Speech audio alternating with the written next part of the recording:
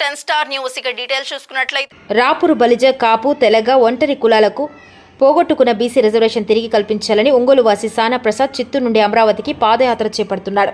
ఈ పాదయాత్రలో భాగంగా రాపూరు మీదుగా వెళ్తున్న అతనికి బలిజ కులస్తులు అతనికి సంఘీభావం తెలిపారు.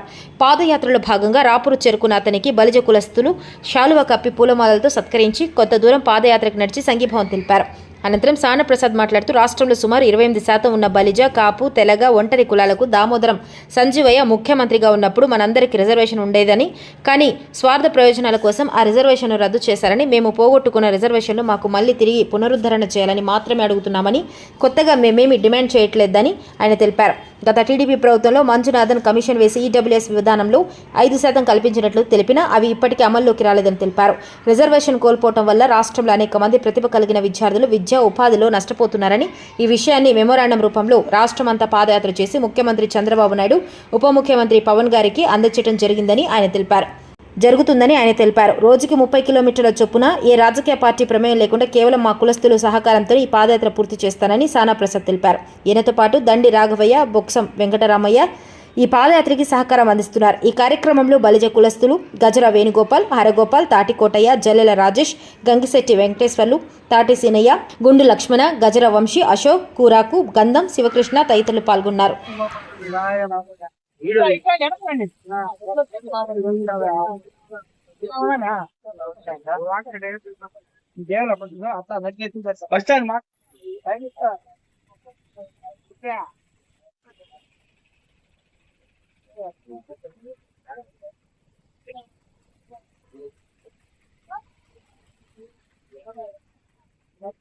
నుంచి ప్రయాణం అయ్యి కూడా ఆయన కూడా కొత్తగా ప్రయాణం అవుతున్నాము. ఆయన ఒక విధితో నేను కూడా రావాలని ఇచ్చింది. అమరావతి కూడా పోవాలని కూడా 77 వయసు పోవాలని కూడా ప్రయాణం చేస్తాం. ఇక్కడికి వచ్చి ఎన్ని సదుపాయం చేయరు, మాకు ఏర్పాటు చేయరు. సెంటర్ లో కూడా మంచి పని చేస్తున్నారు, మీరు చేశారు. మీడియా మిత్రులు కూడా అందరూ కూడా నేను శుభాకాంక్షలు చెప్తాను. ఇదే విధంగా కొనసాగాలని అమరావతి కూడా కోరుకుంటున్నాను. జై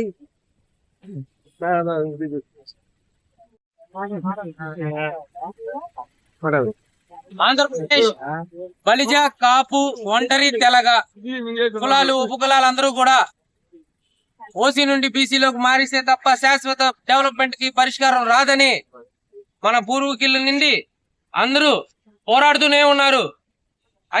రాష్ట్రంలోనే అత్యధిక ఓట్ల శాతం ఉన్నటువంటి మన కులాలు ఇంకా కూడా అభ్యర్థించుకునే పరిస్థితి రిజర్వేషన్ కోసం ఈ భూమి మీద ఇంకెక్కడ ఉండదేమో. ఏ దేశంలోనూ ఇంత పాపులేషన్ లేదు. అలాంటిది మనం ఇంకా రిజర్వేషన్లు కావాలి అని చెప్పి రోడ్ల మీద పడి ధర్నాలు చేసుకుంటూ పాదయాత్రలు చేసుకుంటూ తిరుగుతున్నామంటే ఎంత దౌర్భాగ్యమైన పరిస్థితిలో ఉన్నామో మనం అర్థం చేసుకోవాలి. అదే విధంగా రాష్ట్ర ప్రభుత్వాలు కూడా సంవత్సరాలు మారుతున్నాయి, ప్రభుత్వాలు మారుతున్నాయి, అధికారులు వస్తున్నారు, పోతా ఉన్నారు, కానీ మన సమస్యలు మాత్రం ఎవరు పట్టించుకోవట్లేదు. అందరికీ తెలిసిన విషయం, మనం రిజర్వేషన్లు వస్తే తప్ప మనకి శాశ్వతంగా బలోపేతం అవడానికి ఇంకొక మార్గం లేదు. ఆర్థికంగాను విద్యారంగంలోను అన్ని విధాలుగా వెనకబడిపోయి ఉన్నాం. అలా ముందుకు పోవాలి, అందరితో పాటు కూడా మనం డెవలప్ అవ్వాలి అని అంటే మనకి ఆ రిజర్వేషన్ తప్పనిసరిగా కావాలి. అలా కావాలి అని అంటే మనం ఎన్నో ప్రభుత్వాలకు అవకాశాలు ఇచ్చాం, చేస్తారని నమ్మాం, వాళ్ళ కావుళ్ళు మోసాం. అయినప్పటికీ కూడా ఇప్పటికీ రిజర్వేషన్ రాకపోవడం మన దౌర్భాగ్యం. మనలో యూనిటీ ఖచ్చితంగా రావాలి. ఐక్యమత్యంగా అందరం కలిసి ఈ ప్రభుత్వాన్ని అడగాలి. మన రిజర్వేషన్ మనం సాధించుకోవాలి. మన రిజర్వేషన్ మన హక్కుగా మనం భావించినప్పుడే మనకి అత్యంత త్వరగా మన రిజర్వేషన్స్ వస్తాయి. అదే విధంగా కూటమి ప్రభుత్వం ఏర్పడి సంవత్సర కాలం పూర్తయింది. మరి వీళ్ళకి తెలియదా మన సమస్యలు? తెలుసు. అయినప్పటికీ కూడా మనం శాంతియుతంగా, నేను చిత్తూరు జిల్లా నుండి అమరావతి వరకు పాదయాత్ర చేపట్టి మన యొక్క సమస్యలన్నీ కూడా, మనం పడుతున్న బాధలన్నీ కూడా ఒక వినతి పత్రిక రూపంలో తీసుకెళ్లి మన ముఖ్యమంత్రి గారిని, ఉప ముఖ్యమంత్రి గారిని కలిసి వినతి పత్రం ఇచ్చి, అయ్యా మేము పడుతున్న బాధల్ని మీకు ప్రత్యేకించి చెప్పాలనా? మీరు ఎన్ని దశాబ్దాలుగా, ఎన్ని సార్లు, ఎన్ని పర్యాయాలు మీరు సీఎం గా చేశారు, మీకు తెలియని విషయమే కాదు.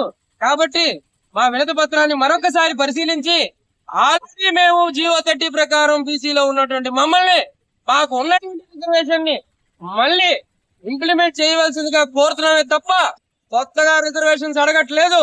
మాకు ఇచ్చినటువంటి ఆ జీవోని మాకు ఇచ్చినటువంటి ఆ రిజర్వేషన్స్ ని మీరు మళ్ళీ పునరుద్ధరించి మాకు మమ్మల్ని కాపాడతారని, మమ్మల్ని రక్షిస్తారని కోరుకుంటూ ఈ రోజు నేను ఇక్కడికి రాపూర్కి వచ్చాను. రాపూర్కి చేరుకున్నాను. ఇక్కడ రాపూర్ లో ఉన్నటువంటి కాపు మిత్రులు, బలిజ మిత్రులు అందరూ కూడా నన్ను నా యొక్క పాదయాత్రని సంఘీభావం తెలిపి మంచిగా ప్రోగ్రామ్స్ అన్ని అరేంజ్ చేసి నన్ను సాగనంపుతున్నారు. ఇక్కడ ఉన్నటువంటి వాళ్ళందరికీ కూడా మరొక మాట, ఇదే విధంగా ఐకమత్యంగా ఉంటే తప్ప మనం మన సమస్యల్ని పరిష్కరించుకోలేము. కాబట్టి సోదరులారా, అందరూ కూడా ఐకమత్యంగా ఉండండి. అందరితో పాటు మనం బాగుండాలని కోరుకోండి. ఇతర కులాలతో మనకు సంబంధమే లేదు. మనం శాంతితో పోరాటం చేస్తున్నాం. ధన్యవాదాలు.